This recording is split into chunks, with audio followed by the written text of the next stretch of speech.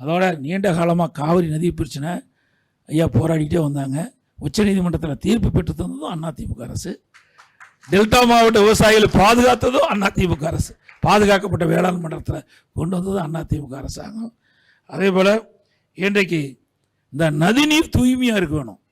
மேட்டூர் அணையில் திறக்கக்கூடிய நீர் கடலில் கலக்க வரைக்கும் அந்த நீர் சுத்தமாக இருக்க வேண்டும் என்பதற்காக எங்களுடைய அரசு, அம்மாவுடைய அரசு அதற்கு விரிவான திட்ட அறிக்கை தயாரிக்க வேண்டி மாண்புமிகு பாரத பிரதமர் நரேந்திர மோடி அவர்கள் நேரடியாக சந்தித்து, நீங்கள் கங்கையில் சுத்தப்படுத்துறீங்க, அதே போல் காவிரியில் சுத்தப்படுத்தணும். எங்களுக்கு காவிரி தான் ஜீவநதி. இதில் 20 மாவட்ட மக்கள் குடிநீர் ஆதாரமாக இருக்குது. பல லட்சம் ஏக்கர் விவசாய பாசனம் வருது.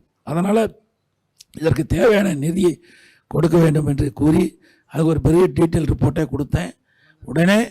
உடனே அவர் ஒத்துக்கொண்டு கூட்டுக்குழு, நாடாளுமன்ற கூட்டுக்குழுவில் குடியரசுத் தலைவர் உரையில் நடந்தாய்வாளி காவிரி என்ற திட்டத்தை அறிவித்தாங்க.